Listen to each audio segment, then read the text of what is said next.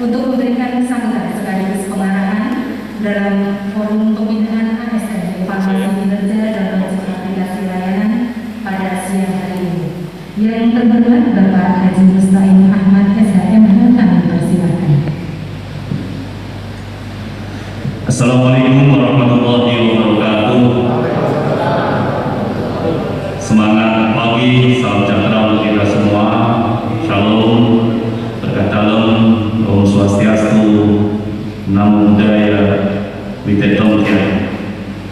Bismillah, alhamdulillah, syukurillah, assalatu wassalamu ala rasulillah, Sayyidina Muhammad ibn Abdillah, wa ala alihi wa sahbihi wa mawala, wa la hawla wa la quwata illa billah, amma ba'd.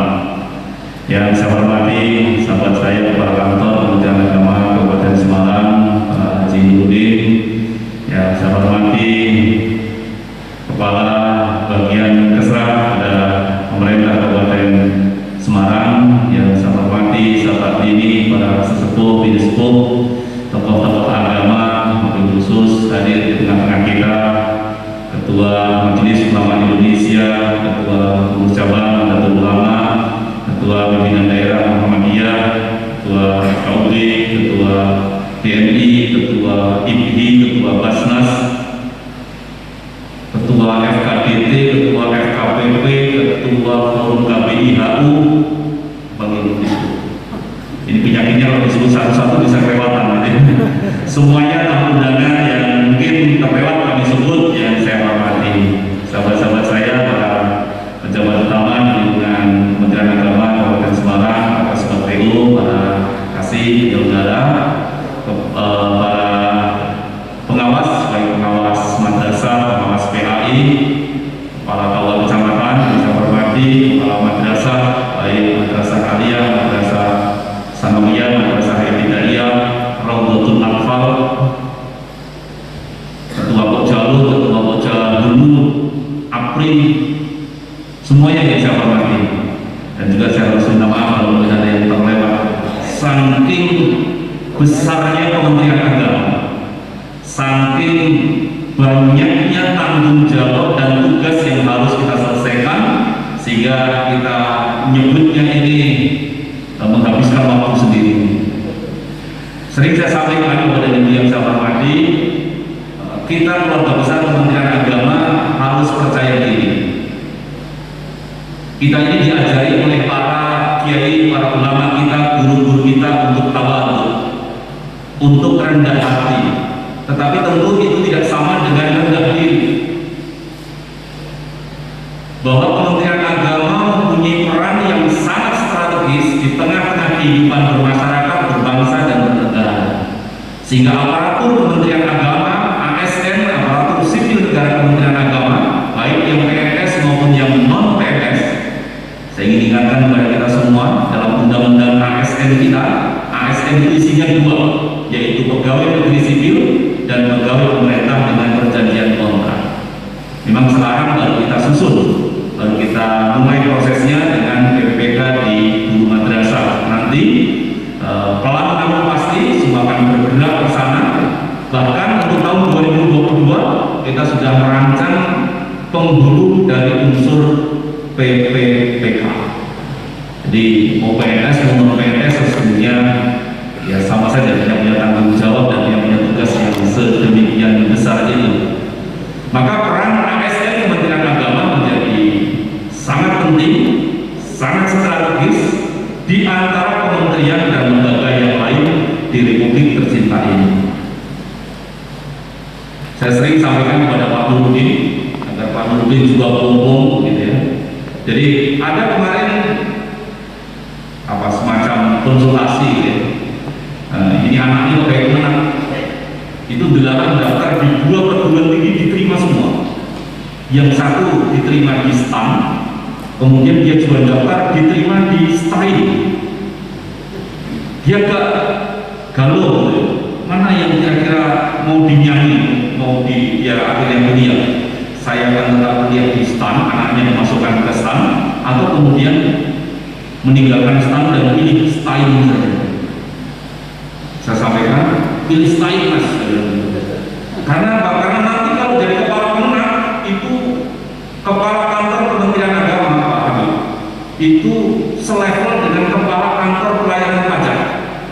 punyanya Kementerian Keuangan, merangkap kepala kantor bea cukai, merangkap kepala kantor perbendaharaan negara, merangkap kepala kantor kekayaan, merangkap kepala kantor lelang negara.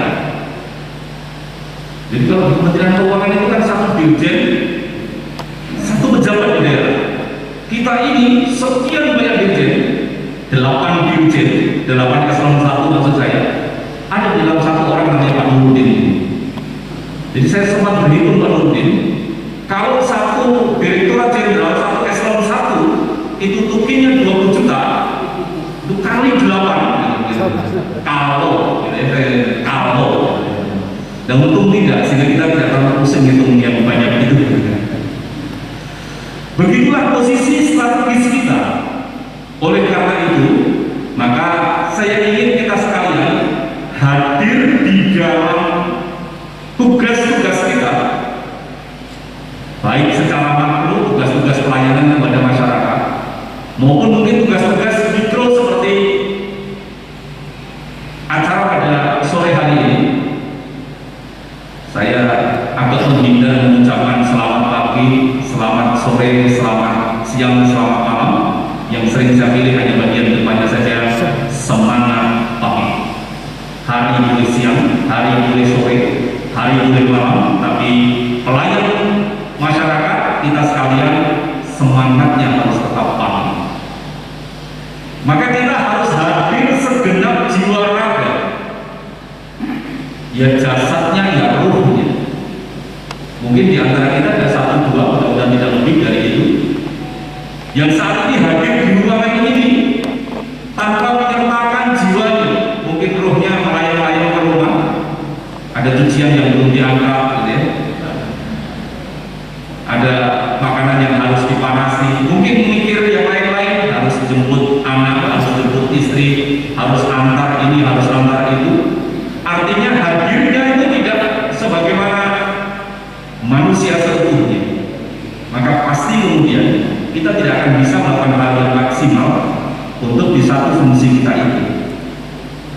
Begitu juga kita sebagai lembaga, manakala kita tidak hadir utuh di dalam fungsi dari lembaga itu, maka capaian-capaian kinerja yang bisa kita lakukan menjadi tidak maksimal.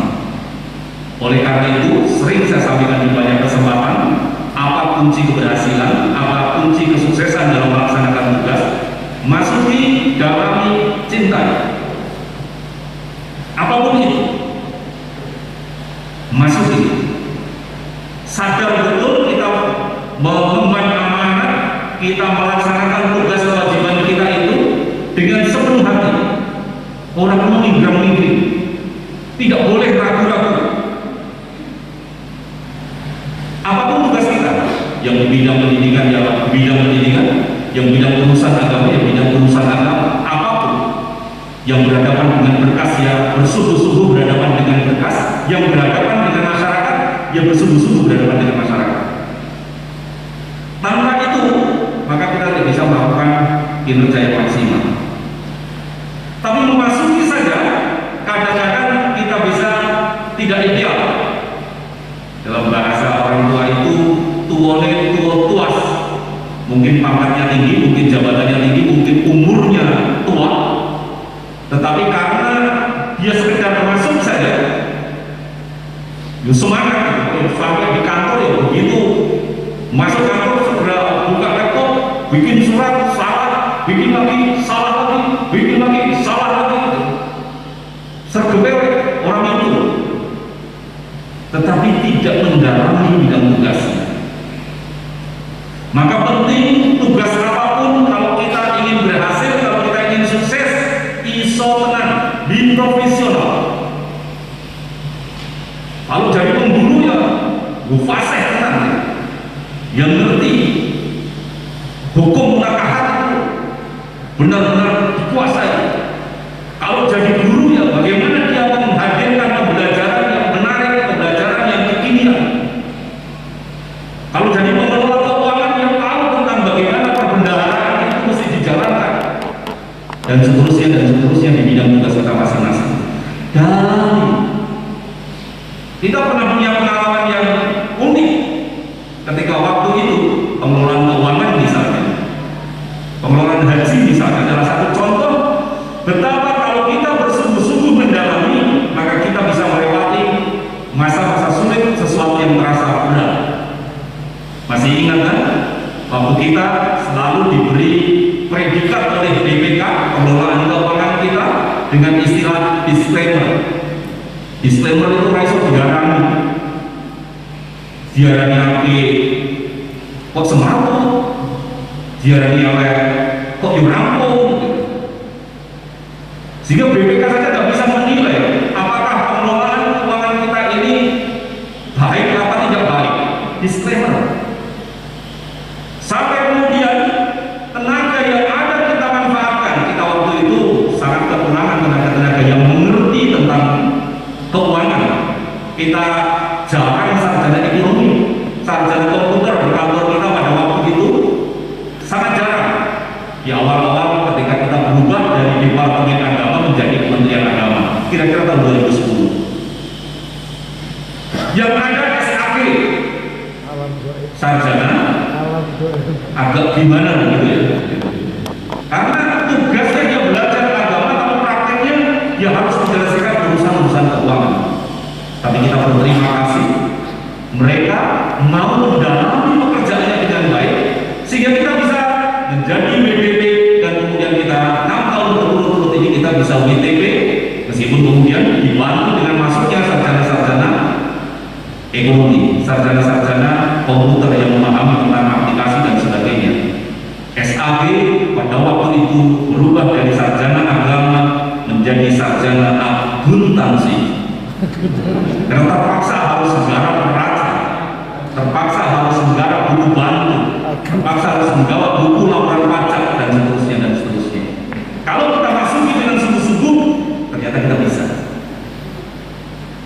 Haji, betapa dulu setiap kali selesai penyelenggaraan haji yang ada adalah caci maki, yang ada adalah sumpah serapah, Kementerian Agama tidak profesional, dan hampir-hampir saja pelayanan haji diambil dari Kementerian Agama diserahkan kepada badan khusus untuk itu.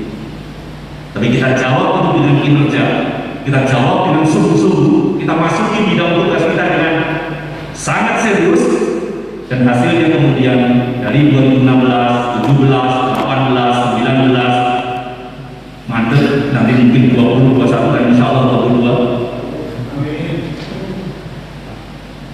Tingkat kepuasan publik, indeks kepuasan jamaah ini terus meningkat dan kita pada saat ini berada pada posisi terbaik untuk pelayanan pemerintah yang lain, khusus dalam pelayanan haji. Tepuk tangan biar kita kenal. Sekarang agak susah cari di mana kekurangannya, bukan berarti kita tidak punya kekurangan, dunia pasti tidak sempurna. Tapi kita tahu setiap kali pulang dari pelaksanaan ibadah haji, para jamaah memberikan apresiasi rasa hormat itu buah dari kita mendalami.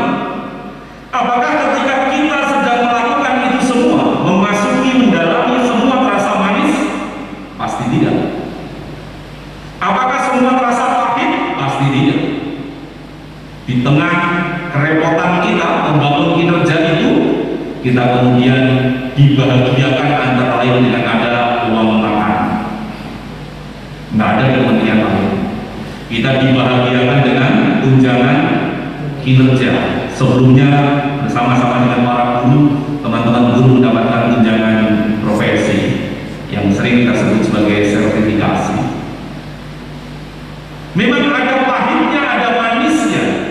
Tapi bagaimana ketika kita berhadapan dengan yang manis, kita tidak lupa daratan. Dan begitu juga ketika kita berhadapan dengan yang pahit, kita juga tidak putus harapan. Saya sengaja menghindari kata suka dan duka. Memang tidak suka terus, tapi juga tidak duka terus. Maka saya memakai istilah dalam kehidupan, termasuk dalam kita bekerja, ada pahit dan manisnya. Bagaimana agar kita tetap mempunyai semangat yang konstan, baik ketika manis, ketika pahit? Beri suasana di dalam kita melaksanakan tugas itu dengan cinta. the power of love. Sebagaimana kita berkeluarga, suami istri kita, mungkin satu ketika ideal, terutama ketika akan nikah. Dan begitu pernikahan berjalan, kadang-kadang orang malah melihat rumput di kebun tetangga merasa lebih hijau dibanding rumput di kebun sendiri. Kok kayaknya istri orang itu lebih menarik dari istri saya, suami orang lebih menarik dari suami saya. Apakah kemudian terus ini berantakan begitu saja karena kadang kita berhadapan dengan kepahitan itu? Pasti tidak. Kenapa tidak? Karena dalam keluarga, dalam suami istri ada cinta. Kesulitan, masalah, hal-hal yang benar, manakala kita hadapi dengan cinta, maka kita akan bisa melaluinya dengan lebih ringan. Apapun itu, termasuk di pekerjaan kita. Tidak jarang para kasih ketemu dengan staf yang menyeletik, tapi lebih sering itu staf ketemu dengan pimpinan yang menyeletik. Ini durang aku. Tapi kita fokus pada tugas, karena kita bekerja bukan untuk Pak Kasih, kita bekerja bukan untuk Pak Kepala Kemenang, kita bekerja bukan untuk Pak Kanwil. Kita bekerja untuk kehormatan kita. Kita bekerja untuk tanggung jawab kita. Bahwa selain memang harus kita bertanggungjawabkan kepada atasan, semua yang kita lakukan termasuk pekerjaan harus kita pertanggungjawabkan di hadapan Allah Subhanahu wa Ta'ala, Tuhan yang Maha Esa. Kalau suasana itu yang ada, teman-teman semua, maka kita akan terus bisa berjalan, terus bisa melangkah apapun tantangan yang sedang kita hadapi. Termasuk kita sekarang berhadapan dengan zaman yang sangat-sangat berubah. Dari zaman ketika kita masuk menjadi pegawai sekian tahun yang lalu, berbeda dengan yang kita pelajari di bangku kuliah, di bangku sekolah. Zaman ini benar-benar mengejutkan kita semua. Dulu sudah ada ramalan, dan ramalan itu diramalkannya 20 tahun, kejadian 20 tahun yang lalu. Diramal kira-kira 30 tahun yang lalu, antara lain oleh Nasidaria. Dengan apa yang dilakukan itu disebut sebagai tahun 2000. Kerja serba mesin. Kita tidur ditemani mesin, makan dan minum dilayani mesin. Waktu itu ada mubalik yang menggambarkan ini sudah kejadian, Pak, tidur ditemani mesin, apa, nunggu diesel di sawah. Itu kita kira sudah hebat betul. Tapi hari ini Kementerian Agama Kabupaten Semarang top, luar biasa. Saya kasih tepuk tangan, terus luar biasa. Kita menjawab tantangan itu, bahwa kita ini menyadari siapa kita. Ada yang menjawab, kita ini TNI. Lu kok TNI? Kata Pak Andika, TNI adalah kita. Teman-teman semua, bangsa ini terlanjur mengartikan government itu sebagai pemerintah. Rasakan rasa bahasanya, pemerintah. Saya pegawai pemerintah, saya pejabat pemerintah. Dalam pikirannya itu dia cari orang siapa yang bisa dia perintah. Karena kita ini pemerintah, tidak usah dicari dulu siapa yang mengartikan government itu pemerintah. Tetapi kita sangat akrab dengan istilah Pamreh Project. Dulu sebelum tahun 74 ada undang-undang otonomi daerah, kemudian Pamreh Project itu menjadi Pamong Project. Ternyata Pamong Project itu gak ideal juga, karena banyak di antara para pengomong itu, para pamong itu, sing bingung itu tetap lapar, yang ngomong warung bisik. Jadi kalau nyuapin anak yang di ngomong itu susah, ya sudah makan sendiri, kadang-kadang dimakan sendiri dulu. Ini kelakuannya among-among yang punya mindset pemikiran sebagai pemerintah. Untung kita segera sadar dengan ini dan mudah-mudahan tidak ada yang ketinggalan dengan kesadaran ini. Kita melakukan perbaikan secara nasional dengan apa yang kita sebut sebagai reformasi nasional, termasuk di dalamnya reformasi birokrasi. Kita negara kaya, nggak kurang-kurang kekayaan kita. Lautnya kaya, gunung hutannya kaya, tanahnya kaya, buminya subur makmur, iklimnya bersahabat, udaranya nyaman, bahkan matahari dan rembulan itu manut sama orang Indonesia, setidaknya manut sama fikih-fikih pesantren. Ritmis sekali kan matahari Indonesia itu, beda dengan matahari ketika muncul di negara lain. Jadi kalau fikih kita mengatakan kapan mulainya puasa, kapan kita mau sholat subuh, titenannya matahari. Dan matahari sejak simbah-simbah dulu ya, pokoknya dari jam setengah 5, jam 4 matahari sudah mulai muncul. Dan nanti juga jam 5, jam setengah 6 sore matahari sudah terbenam. Memudahkan kita untuk beraktivitas sekaligus memudahkan kita untuk beribadah. Begitu Allah berikan kenyamanan, kemewahan kepada kita.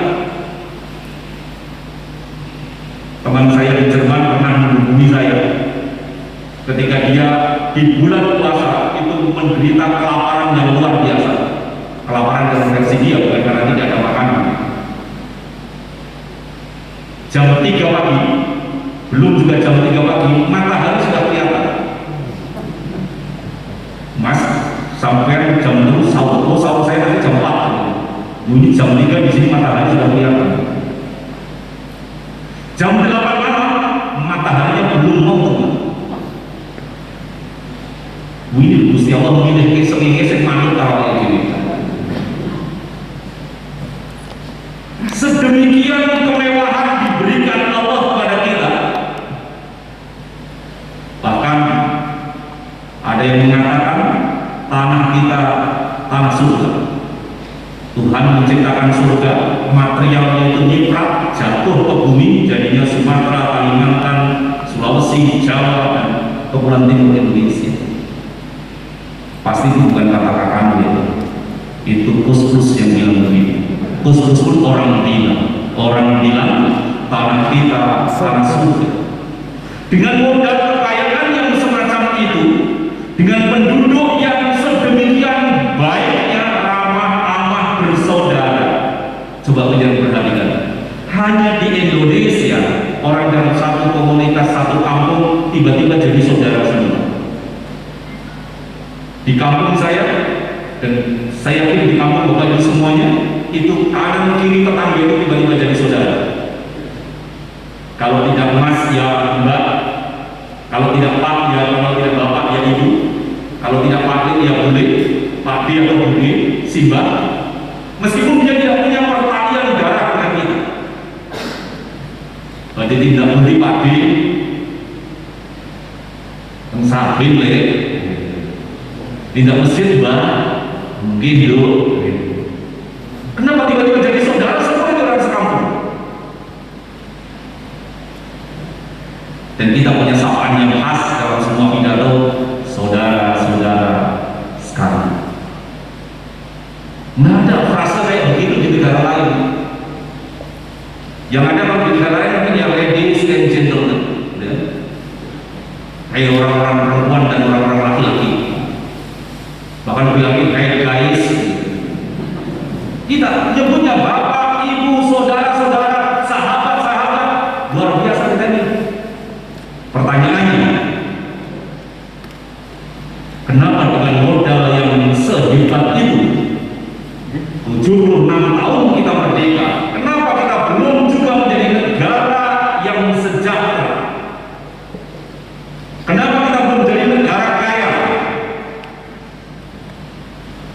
Salah satu model warga plus 62 itu suka main tunjuk.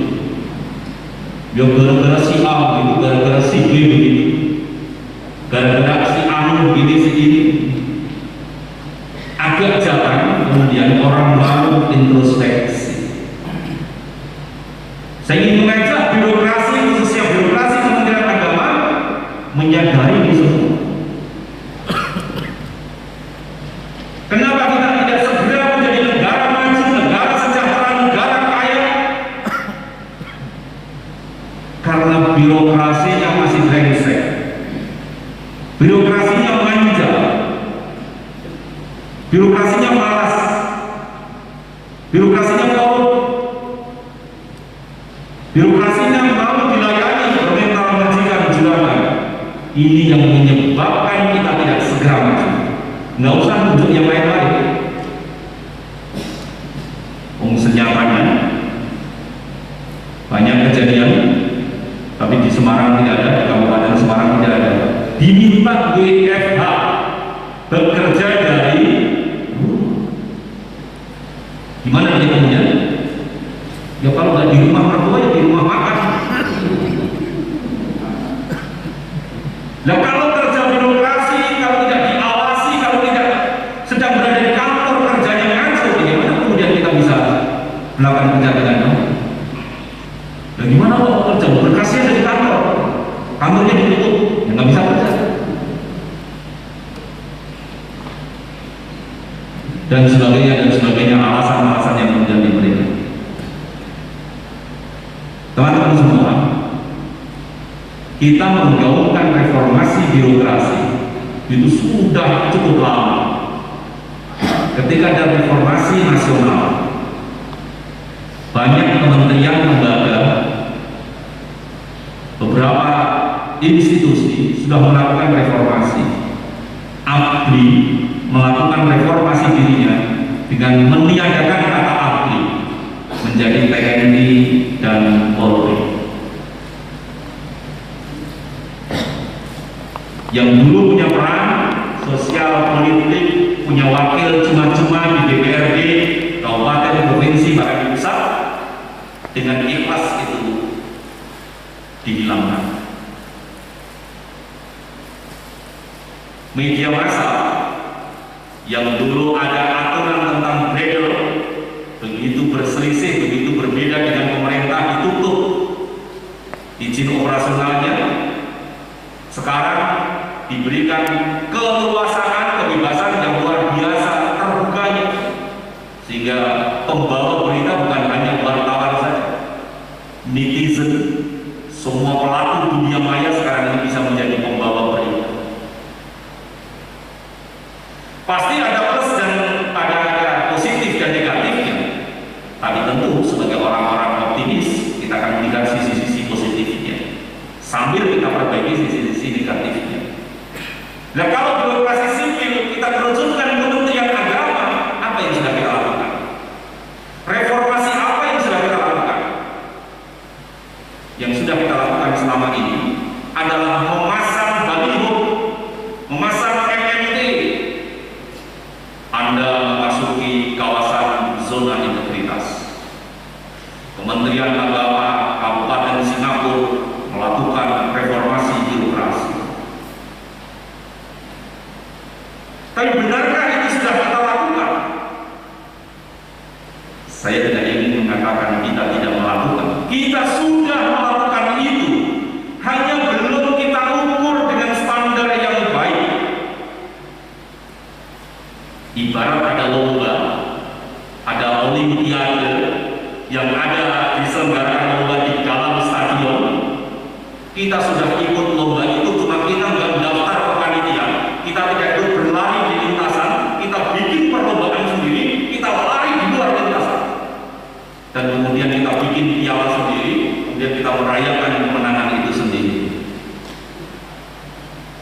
Bisa jadi langkah kita jauh lebih bagus dibandingkan ada di dalam stadion, bisa jadi, tetapi kemungkinan itu menjadi tipis karena standarnya menjadi tidak jelas. Sama dengan teman-teman kita, saudara-saudara kita penjual bakso misalnya, penjual mie ayam misalnya, yang memasang logo, memasang tulisan 100% halal, dijamin halal, tanpa pernah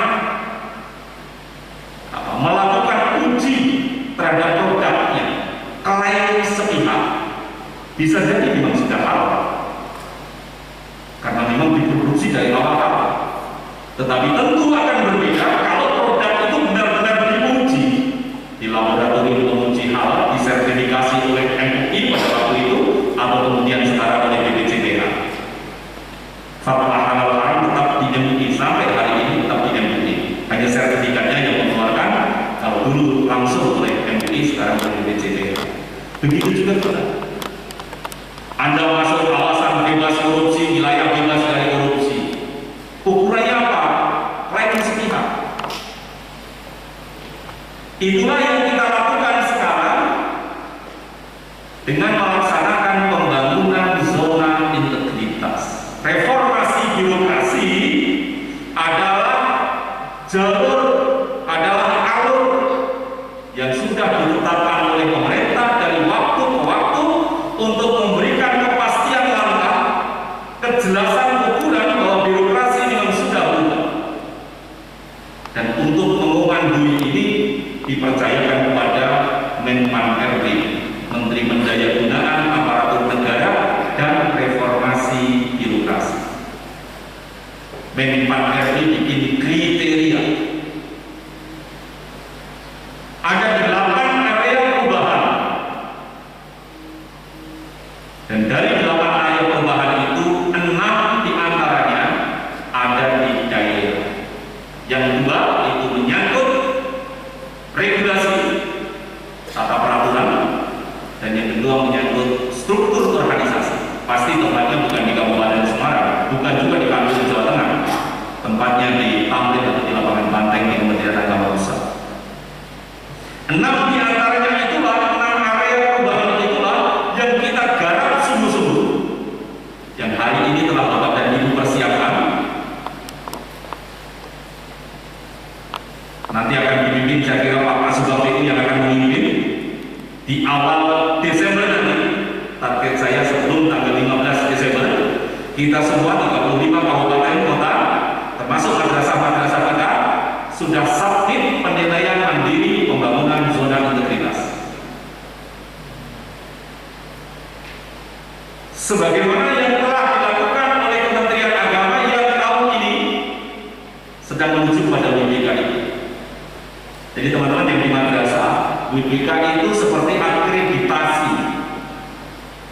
Ada A, B, dan C capaiannya. Oke?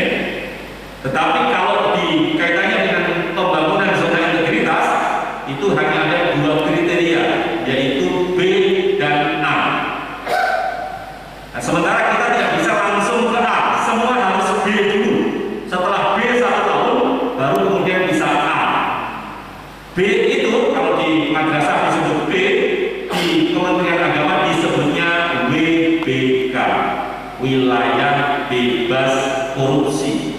Khusus di Kanwil saya sampaikan ke Kementerian Agama Jawa Tengah, saya tambahin wilayah bebas dari korupsi.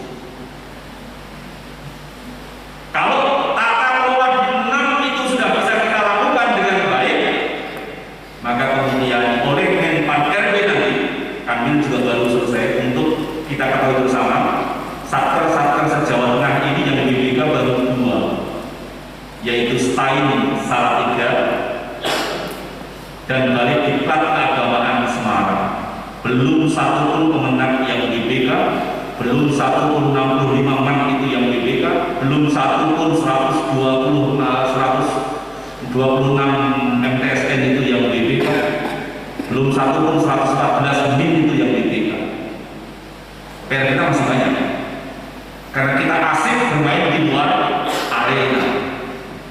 Tapi alhamdulillah kondisi kita sebenarnya tidak terlalu tertinggal dengan yang lain, karena secara nasional kondisinya mirip-mirip begitu. Tahun 2021 yang kita mulai di akhir tahun 2020, yang lolos untuk penilaian nasional ada 54 satker se-Indonesia dari sekitar 5.000 satker se-Indonesia. Jadi tugas kita masih berat. Dari 50 satker se-Indonesia, 15 diantaranya ada di Jawa Tengah. Tepuk tangan. Ini Jawa Tengah, ini betapa kita ingin nanti 15 Satker Kemenang tahun 2022 termasuk Kemenang Kabupaten Semarang untuk tidak ketinggalan maju ke, kalau kampungnya Pak Nurdin sudah Kemenang Kota Salatiga 2021 ini, dan harapannya dia bisa BPK 2022 nanti dimulainya kapan? Ini kita sudah mulai, termasuk kita membuat aplikasi-aplikasi ini. Bagaimana membuat layanan-layanan yang lebih mudah, lebih terjangkau dari masyarakat.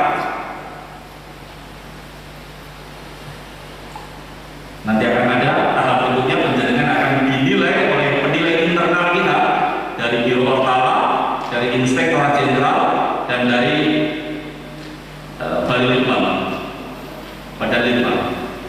Ketika kita lolos di situ, kemudian kita diajukan ke tim penilai nasional di Menpanter. Ini adalah komitmen kita bahwa kita ingin meningkatkan dua hal. Satu, komitmen kita anti KKN, kolusi, nepotisme. Dan yang kedua, komitmen kita untuk meningkatkan kualitas pelayanan. Sekarang bergerak pelayanan yang baik bukan hanya kepuasan publik, tetapi kebahagiaan publik. Saking ingin menerjemahkan itu, hampir semua di ruang PTSP kita ada area bermain. Jadi itu ada alasannya, karena kita ingin semuanya bahagia. Ada ruang relaksasi, ada ngisi cas HP gratis, ada disediakan makan minum snack di situ gratis. Bagian bagaimana kita bisa memberikan pelayanan kepada masyarakat. Dan saya senang kita tidak berhenti di PT SA pelayanan satu atap. Kalau satu atap itu pintunya masih banyak, kita meningkat ke PTSP pelayanan terpadu satu pintu. Satu pintu itu idealnya tidak ada tamu yang masuk ke ruang seksi. Maka lihat nanti di Kamil mulai hari ini itu kalau kita masuk di pintu utama itu penjaringan atau tamu-tamu cukup berhenti di situ. Nggak bisa lagi langsung dari pintu utama begitu di kanopi itu terus masuk naik ke lantai 2, lantai 3, nggak bisa lagi. Di situ sekarang sudah kita tutup. Kita beri tempat bermain yang bagus, kita beri ruang relaksasi. Di depan itu sekarang ada toilet untuk difabel, dan tentu yang non difabel bisa menggunakan itu. Di situ ada ruang konsultasi dan sebagainya. Dengan segala fasilitas, bagaimana masyarakat duduk manis, kalau haus cari teh, cari kopi, ada di sebelah. Kalau HP-nya sudah lowbat, tinggal cas, ada kabelnya, ada alatnya. Kalau mau browsing, kalau mau main internet, di situ ada wifi gratis. Itu yang sedang kita siapkan. Tamu kita manjakan semanja-manjanya. Kemudian kita beri janji pelayanan yang sebagaimana yang kita tanda tangani ini dengan konsisten. Mau berapa lama pelayanan ini mau kita selesaikan? Kalau 2 jam yang bersangkutan nunggu 2 jam, maka 2 jam produknya bisa selesai. Kalau 2 hari yang bersangkutan mendapatkan tanda terima, nanti 2 hari lagi dia datang, produknya sudah selesai.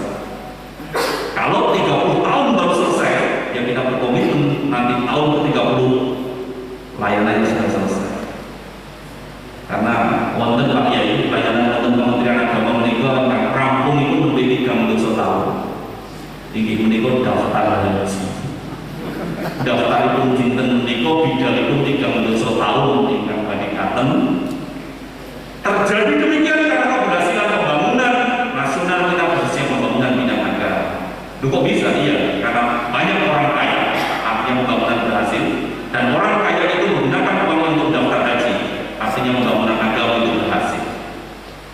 Sehingga kemudian antrian menjadi sangat panjang, saking banyaknya orang yang mendaftar. Jadi kita optimis, kita doakan bersama. Kalau Niko telat karena saya harus melepas keberangkatan atau kepulangan Gus Menteri Pak Yakut Khalil Qomas dari Semarang kembali ke Jakarta. Beliau kemarin 2 hari berada di Rembang ngecas juga. Beliau sungkem kepada ibundanya, beliau ziarah kepada ayahandanya, sowan kepada sesepuh ini sepuh untuk mohon doa restu. Nanti tanggal 18 beliau dengan bersama tim akan berangkat ke Saudi untuk menuntaskan pembicaraan tentang umroh dan haji kita. Saya tadi mencoba mencari dengar itu kira-kira ke depan seperti apa, Gus. Kita optimis Pak Kamil, tahun 2022 ada penyelenggaraan haji dan Indonesia akan mengirim jamaah haji tahun 2022. Bismillah. Yang jadi persoalan, bisakah 100% atau 50% atau hanya 30%? Sangat tergantung Arab Saudi karena hajinya dari sana. Tetapi kalau kita juga mengintip rencana pembangunan Arab Saudi, reformasi Arab Saudi, mereka mengatakan 2030 itu 8 tahun lagi. Mereka mentargetkan jumlah jamaah haji 2 kali lipat dari tahun ini. Nah, kalau 2 kali lipat, yang ngantri 10 tahun kan bisa 5 tahun, yang ngantri 20 tahun bisa 10 tahun, yang ngantri 30 tahun tadi bisa 15 tahun. Apalagi kalau kemudian nanti muncul fatwa-fatwa baru, karena sekarang dibutuhkan fatwa-fatwa baru untuk berhadapan dengan kondisi kekinian. Misalnya, salah satu kesulitan kita itu adalah Mina. Masjidil Haram sudah diperluas, saking luasnya itu cara mengukur Masjidil Haram itu sekarang semua dekat dengan Masjidil Haram karena diukur dari pintu dari pagar luar ini. Sementara dari pagar luar sampai tempat tawaf itu masih 1,5 kilo jalannya. Saking jauhnya. Diperluas, Masjid Nabawi diperluas. Sekarang Arafah sudah diperbaiki, tinggal perdebatannya adalah tentang Mina. Mina ini mau diapain? Keluhannya adalah toiletnya terlalu sempit, antrian panjang. Maka toiletnya harus diperluas. Kalau toilet diperluas, nabrak tenda. Padahal di tenda itu kita tidurnya juga sudah banyaknya bandel dicecer.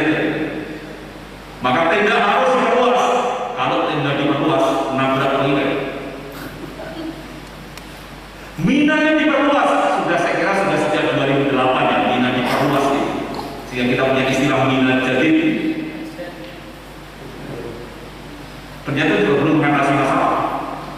Nah, kita tunggu nanti fatwa-fatwa yang baru di Arab Saudi yang nanti kemudian bisa diterima oleh umat Islam Indonesia sehingga kemudian penyelenggaraan haji nanti bisa berjalan baik. Kita doakan bersama Gus Menteri berhasil karena pembicaraan awal oleh Pak Dirjen Haji.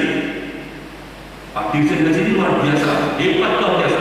Anak muda, lebih muda dari saya, sudah profesor, bukan pegawai negeri. Orang kuat di Muhammadiyah, padahal menterinya yang dulu. Jadi beliau ini adalah ketua Lazis Muhammadiyah Pusat, Pak Hilman Latif. Jadi kalau kemarin Gus Menteri menyampaikan Kementerian Agama Hadiah itu kan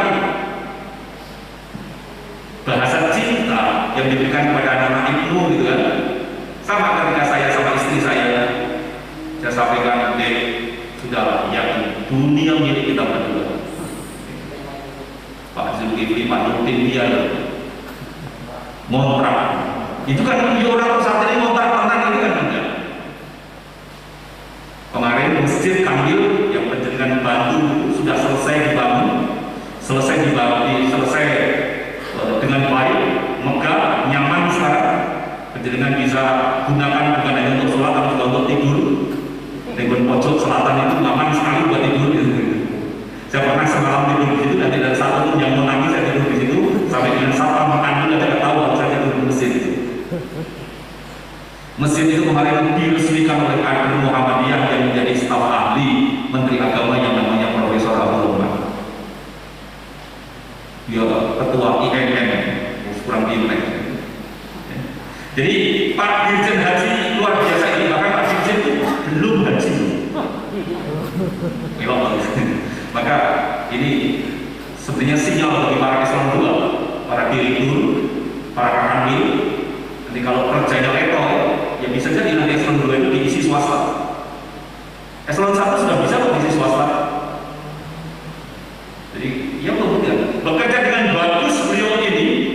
Gus Menteri menyampaikan kemarin pada saat beliau rawu, persiapan sudah ada Pak Kamil, soal vaksin sudah selesai, tidak perlu nanti pakai booster, soal waktu karantina sudah selesai, dan sebagainya, tinggal kepastian bicara dengan Saudi. Dan beliau besok tanggal 18 itu beliau akan berangkat ke Saudi. Kita doakan bersama rintisan yang sudah dilakukan oleh Pak Dirjen, yang nanti akan difinalkan oleh Pak Menteri ini, mendapatkan kemudahan, mendapatkan kelancaran, dan mendapatkan rahmat Allah Subhanahu wa Ta'ala. Amin ya rabbal alamin. Ini yang terus kita lakukan untuk terus memberikan pelayanan yang semakin baik kepada masyarakat, khususnya yang sekarang ini di masa pandemi kita berhadapan dengan masa 2 kali penundaan yang kita tahu bersama ini tidak mudah, ini cukup berat dihadapi oleh teman-teman semua yang ada di lapangan, yang bertemu langsung dengan para jamaah, termasuk yang tentu saja para pengurus KPIKU, semuanya punya beban yang tidak ringan.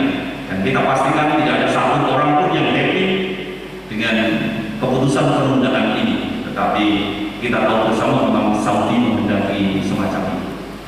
Bapak dan Ibu yang saya hormati, nanti kalau kita sudah berhasil mendapatkan predikat WBK itu, maka yang mendapatkan predikat WBK sebagaimana IAIN Salatiga dan Balai Semarang, hari ini dia sedang berproses menuju akreditasi A yang disebut sebagai WBBM, Wilayah Birokrasi Bersih Melayani.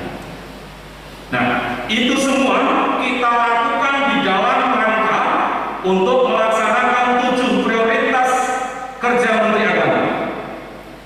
1. Memantapkan moderasi beragama. Kita setuju moderasi beragama ala NU yang namanya Islam Nusantara. Kita setuju moderasi beragama ala Muhammadiyah yang namanya Islam Berkemajuan. Kita setuju dengan moderasi beragama ala MUI yang namanya Islam Wasatiyah.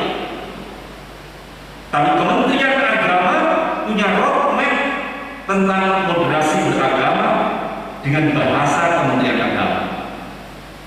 Kita sedang berusaha untuk menghindari kata radikal, kita sedang berusaha menghindari kata fanatis, karena dalam tataran tertentu beragama yang fanatik dan radikal itu diperlukan. Yang mengganggu adalah ekstremis, berlebih-lebihan. Nanti pada kesempatannya nanti kita sampaikan, dan kemarin Pak Kepala Kemenang sudah 5 hari di tata tentang ini. Saya juga 5 hari Pak di Semarang, di Jakarta nggak boleh pulang. Semua Pak Kanwil semuanya untuk memahami moderasi beragama.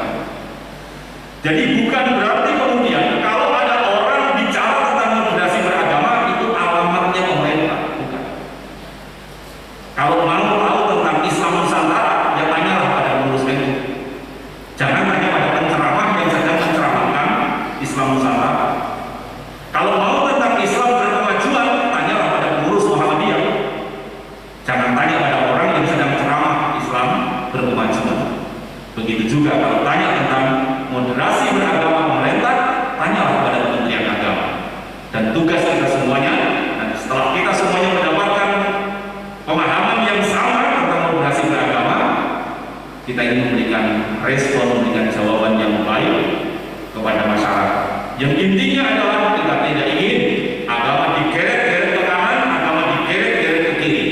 Kita ingin kalau di dalam konsep Islam, bagaimana Allah perintahkan, Allah gambarkan kepada kita bahwa kita jangan umat dan bermasalah, umat yang tidak ekstrim ke kanan dan tidak ekstrim ke kiri.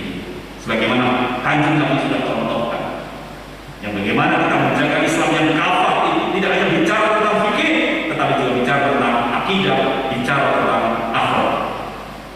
Yang tidak hanya bicara tentang teks, tapi juga bicara tentang konteks. Yang tentu ya wasatiyah ini tidak kencang berada di tengah, tapi kadang-kadang geser ke kanan-kanan dikit, kadang-kadang geser ke kiri-kiri dikit untuk tawazun, untuk menjaga keseimbangan. Yang kedua, digitalisasi layanan publik yang sekarang sedang kita lakukan ini. Yang ketiga, kemandirian keuangan. Revitalisasi keuangan. semata-mata dipersepsikan sebagai kantor urusan asmara. Orang ketika bila KUA selalu pikirannya adalah tentang nikah atau nikah lagi. Kantor urusan agama sebagai pusat layanan keagamaan. Jadi kemarin kita sempat kaget ketika Dukcapil mengatakan dikasih bisa dicatat di KK. Kita nggak rame-rame, kita datangin tuh Pak Dirjen Dukcapil. Kebetulan saya punya hubungan baik sejak kecil dengan beliau, sejak masih muda, sahabat baik dengan beliau.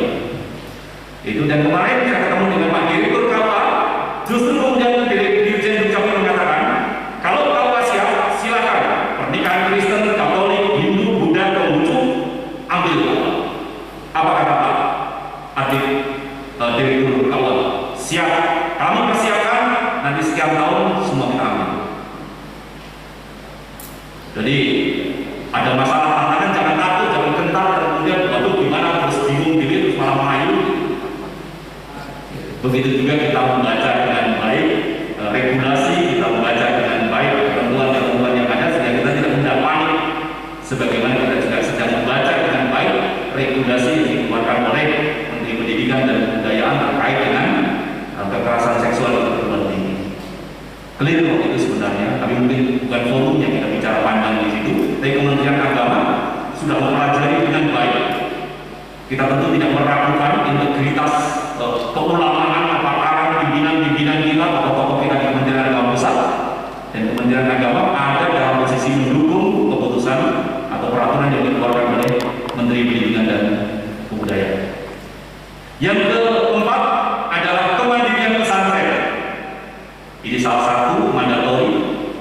Sehari setelah beliau dilantik Gus Menteri, beliau ketemu saya di Semarang dalam perayaan Natal.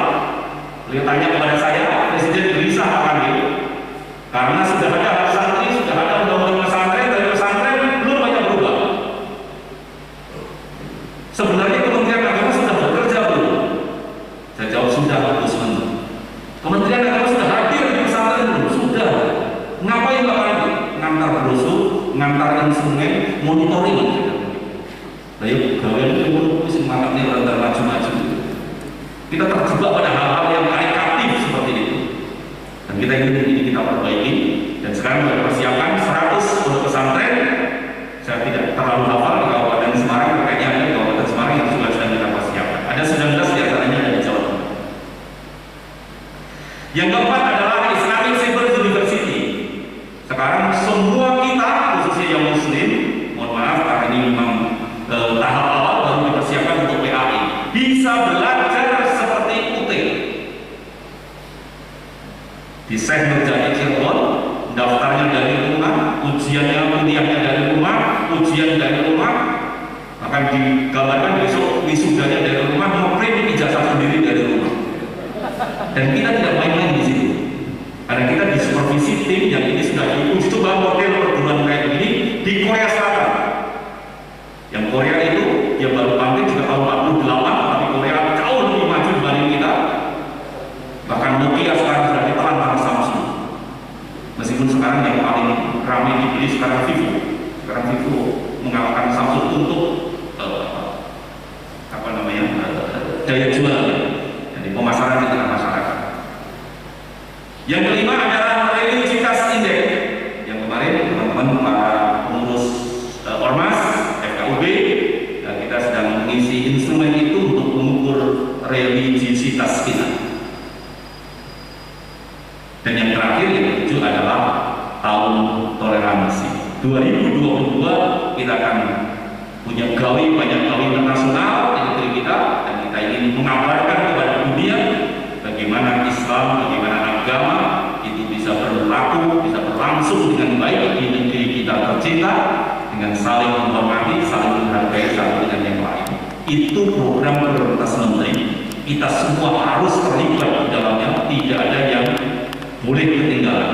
Oleh karena itu maka kita harus kompak, kita harus satu barisan, agar kemudian langkah-langkah kita menjadi efektif. Kalau di depan melangkah kaki kanan, semua melangkah kaki kanan. Di depan mengayunkan tangan kiri, semua mengayunkan tangan kiri. Saya sampaikan kepada teman-teman di Kanwil waktu itu ketika Gusmen mengunjungi Kanwil, dan beliau berjanji akan memperbaiki kantor kandil kita. Ini kantor kandil kita kantor terjelek se-Indonesia ya, nanti tahun 2022 kita perbaiki makanya. Bismillah kita perbaiki. Saya laporkan kepada beliau bahwa ada dua hal, karena saya tahu bahwa ibarat kendaraan Gus Menteri dengan timnya ini adalah kereta, maka saya ingin siapkan landasannya. Dua jalur, dua rel yang sejajar itu adalah yang satu loyalitas dan satu sisi adalah kecepatan. Cepat dan loyal, loyal dan cepat. Belum sempat saya selesai menyampaikan itu, beliau memotong pembicaraan saya. Dia memanggil salah satu staf khusus yang juga hadir di ruangan itu, Pak Afan, namanya Pak Afan, itu jelaskan prinsip kereta kita. Pak ambil ya, kereta kita kereta cepat, berangkat tepat waktu, yang ketinggalan, yang terlambat akan ditinggal. Saya ulangi, kereta kita kereta cepat, berangkat tepat waktu, yang terlambat akan ditinggal. Baru akan berhenti ketika sudah sampai, dan yang menghalang-halangi akan ditabrak. Ini menteri kita. Tugas kita menyesuaikan. Ini bagian dari tata krama, bagian dari fatsun birokrasi. Kita ini orangnya menteri, kita ini orangnya presiden, kita ini orangnya negara. Negara punya tujuan sesuai dengan Undang-Undang Dasar 45, dan untuk mencapai tujuan itu, negara membentuk pemerintah. Maka pemerintah yang sedang berlangsung harus setia pada Undang-Undang Dasar 45. Dan pemerintah itu representasinya adalah presiden. Presiden harus setia pada Undang-Undang Dasar 45. Dan dalam menuju mencapai tujuan nasional itu, presiden membentuk kabinet. Maka menteri harus taat, harus loyal kepada presiden. Dan kita adalah abdi negara, abdi masyarakat. Loyalitas kita kepada pimpinan. Ini cara kita memahami bagaimana kita bekerja. Dengan begitu, maka tujuan-tujuan yang baik itu akan efektif kita capai, dan kita tidak kehabisan energi, kehabisan waktu hanya untuk mengurus diri kita sendiri, sibuk melayani diri kita sendiri, tidak segera bisa melayani masyarakat karena sibuk urusan gajinya yang belum beres, urusan kenaikan pangkatnya yang belum beres, urusan asesmen jabatan yang belum beres, dan sebagainya dan sebagainya. Itu harus segera kita selesaikan, agar kalau kita selesai dengan urusan-urusan diri kita, maka kita bisa memberikan pelayanan yang semakin baik kepada masyarakat. Terima kasih. Ada tutur kata yang kurang berkenan, saya mohon maaf yang sebesar-besarnya. Billahi taufiq wal hidayah. Wallahu muwaffiq ila aqwamit thoriq. Wassalamualaikum warahmatullahi wabarakatuh.